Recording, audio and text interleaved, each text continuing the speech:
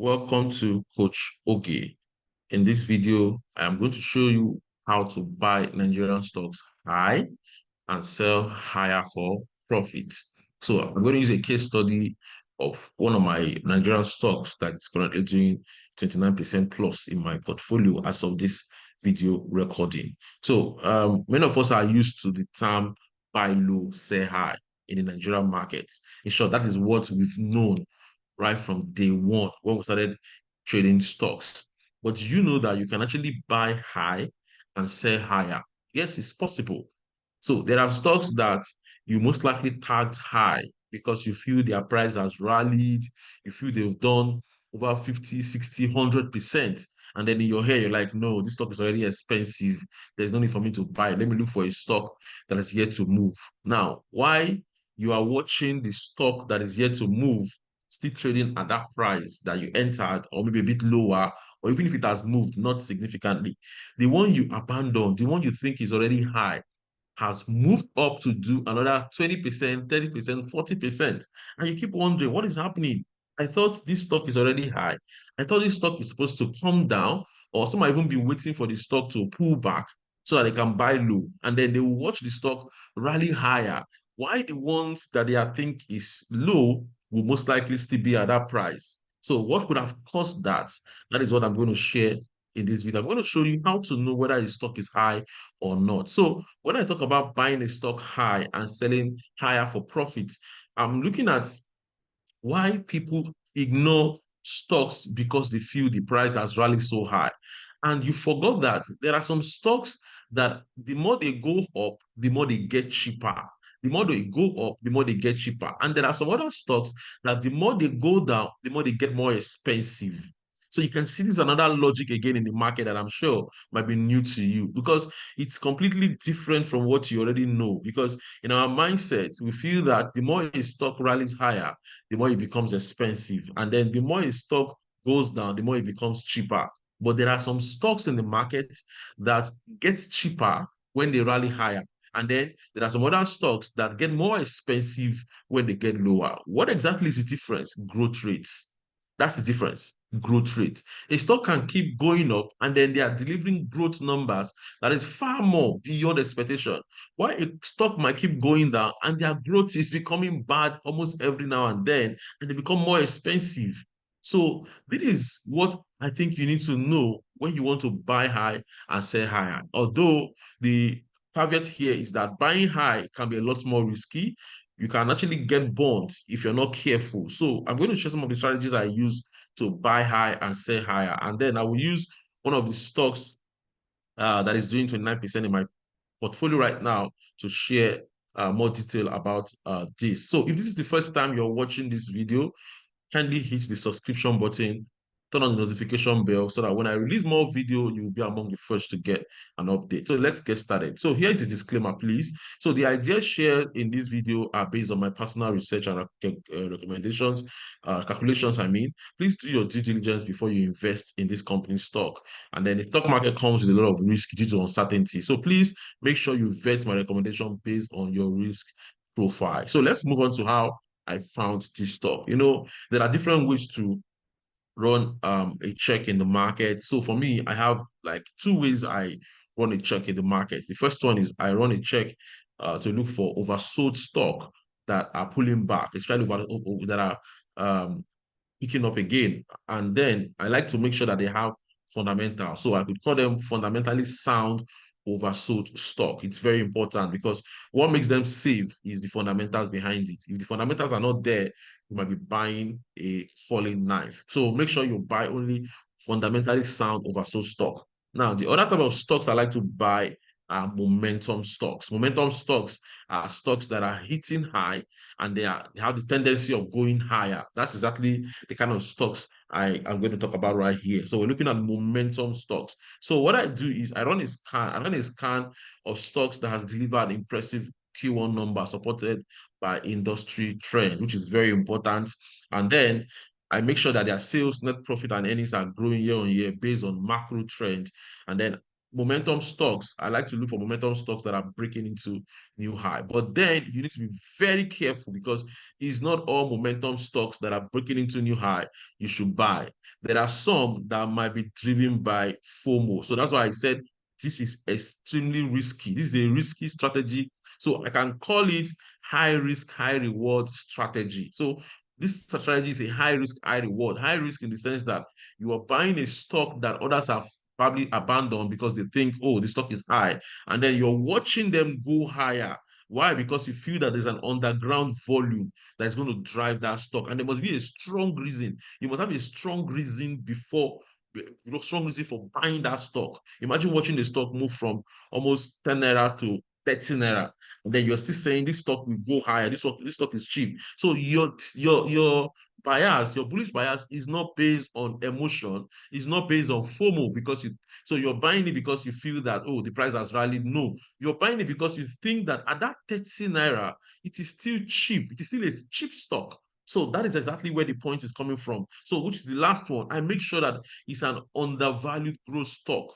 So I use what we call the PEG ratio. The PEG ratio is the price earnings to growth rate of that company. So that means if the stock is rallying higher and people are thinking, oh, it's a lot more expensive, I would quickly call up my PEG ratio. And if my PEG ratio tells me this stock is cheap, and then I will buy. Now, when I'm buying, I don't buy at different prices. I don't buy anyhow. I buy at strategic level. That's what I do. So I buy at strategic level. So the stocks I'm going to talk about here is no longer a buy because the price has rallied above my strategic entry level. So when you're buying this kind of stock, there's a strategic entry level, and once price breaks out of that level, please ignore and move on. So that's the way I run my scanning on this stock. So this particular stock is Julius Berger. This is it here. So as of this analysis, this is not an insurance stock, sorry.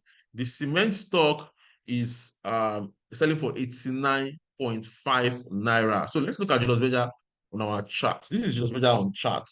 Now, the first time I called up this stock was when it's traded around 31 naira. Here, in short, I alerted members of my community.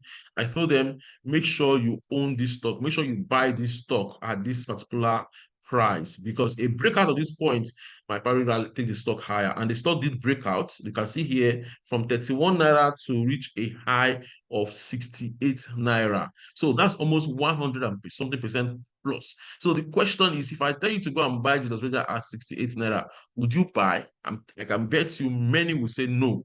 Why? Because they feel the stock had rallied higher. So, but then when you call up your chart and you see Julius Berger trading 68 naira, so why was there a pause at that 68 naira? So if I pull my weekly charts out, you will notice that there was a pause at 68 naira, and that pause at 68 naira, you can see right here, this is it here. So the pause at 68 naira was not a coincidence. It was because the share price is hitting a new key level. The share price is hitting a new key level that has not been tested for a long time. So it's natural for there to be a pause when a stock is touching its key level. It's natural for a stock to touch a key level and then pull back. So that's exactly what we saw on Julius Berger. So while I'm waiting for that chart to load on, let's continue. So here, this is Julius Berger. Now, what exactly are the key numbers? What are the interesting figures on Julius Berger that made me to pick them? Okay, this is it right here. You can see at this 68 naira, this stock had one touch that level in August 2013. You can see here in August 2013. So this was a major key level that helped to draw the momentum back a little bit. So now at this key level, I took a time to look at Julius Berger. I did a lot of analysis, did a calculation, and I feel like Julius Berger is still cheap at this level. There is tendency that this stock might break out of this level and rally higher. And it was within this period that I recommended Julius Berger in May when we had our May webinar. So I recommended Julius Berger and I told them go and buy. I think between April and May, yes. I told them buy Julius Berger because it's still cheap. It might rally higher. And I gave them reasons, strong reason why I think the stock will go up. Because for me, this is not about a stock becoming high, but then is whether the stock is still cheap or not. In the stock market, being cheap is not a function of price. A stock can still rally higher, like I told you before, and become cheaper, while another stock can dip and become a lot more expensive. So when the stock rallies higher, do not assume that it's expensive. Make sure you run the check. And whether the check whether the stock is benefiting from industry trends, check whether the stock price is cheap related to the growth rate. Come up at the end of the day, you will see it. You will see it. So let me tell you what I did that made me to buy Julius Berger, not because of FOMO, but because I felt it's too cheap. Because FOMO is dangerous. What if the stock drops, touches here, and then next thing it pulls back? So that's a risk. And imagine just dropping from 68, it can drop back to 30. Or if I even mark my minor key level, we have almost 40 something, and that's losing close to 40%, which is very risky. So why did I take on this trade despite the fact that it was hitting a key level? So I will share that with you shortly. So let's look at the next slide. Now, here are the interesting numbers on Julius Berger. First one is that based on the recently released reports, I found that the revenue, net income earnings went up by 2.9%, 354%, and 347% versus the the not FY, please.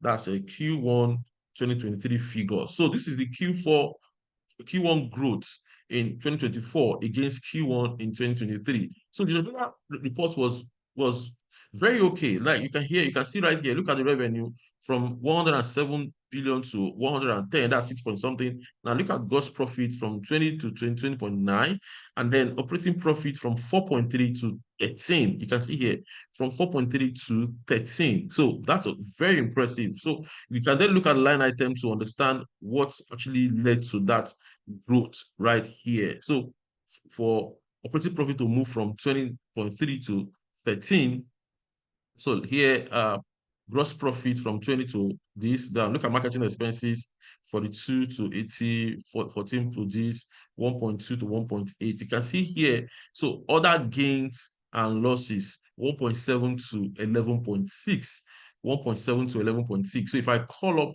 my note 5, you'll be able to see what led to that. So I've already discussed that multiple times, why you should always look at the note and major driver of a company financial statement. Now look at investment income too, from 750 million to reach a high of 4.5 billion. So this was driven by higher interest rates. If you take drill down. Now look at the profit here. The profit went from 2.2 to 10, and then profit that's a profit after tax. Profit before tax from 3.8 to 16.7. So overall, this was very good. This was an impressive number, and that means there's something going on in Julius Berger and other. Look at EPS. EPS has been growing by a compound average growth rate of 32.73% in the last 4 to 5 years, from 5.5 to 12.8. That's a trailing 12-month earnings. And if the last 4 quarters is sitting at 12.8, and then from 5.5 in 2019, dividend yield is almost around it's around 3.3. So not that impressive, but then I think it's, as long as they pay dividend, there are still people that will buy because of the fact that the company has a good potential and is fundamentally sound, and it's in a sector that would continue to enjoy government patronage. So these are the impressive number I saw on Julius Berger that made me to quickly key into the stock. So it's very important. I call up this number. So let me quickly share something. A lot of you have responded to my video, previous video course on how to join the millionaire trading course for June. Please, millionaire trading course for June has started already. People have registered ahead. A lot of people registered in April, like almost in 2 months, a month or 2 months before the class. So the one I announced in my previous video is for October. It's for October. It's not a regular course. It's not a monthly course. So the next one I'm hosting is in October. So for anybody looking to join the October section, I'll be dropping a link to fill a form. Yes, I'll drop a link to fill a form, and then from there you will receive an update from me on how to join the October section. So if you are interested in the October section, you can drop a comment and say, I am interested in the October section of the Millionaire Trader course. So when you drop a comment, although I will respond to your previous comments in the other video, and then I will drop a link where you can show your interest, and then from there I will send you a mail on how to join this section. Now, the course is limited to just 10 people. It's not an everybody course. It's for 10 people, where I take you back to back for 1 month. Like the guys in the current class now, we'll be running our section on fundamentals this weekend. So we've covered first one, we've covered the second one on technical analysis. So we are going to fundamentals, and at the end of each section, I give them tasks to do. I give them tasks to do because it is by doing that task that you get to learn your mistakes. I'll be able to see the things you are doing wrong. I'll be able to know your mindset in the market and then correct you. So that's why there must be a task at the end of this section, because that way I will know whether you're following, whether there are things I need to correct or not in the last section of the class. So at the end of the class, that's the last week. That's where I will now review all the tasks that I've given so far. So I'll be able to correct certain things I found out and why you should trade the market certain way or not. So by doing that task, I know your mindset and then be able to align with you. So it's a 1 month section, and the cost of that class is 300,000 naira. So I need to share right now. The cost is 300,000 naira. It's just for 10 people. Once we get to 10, that's all. So if you're interested, you can drop a comment.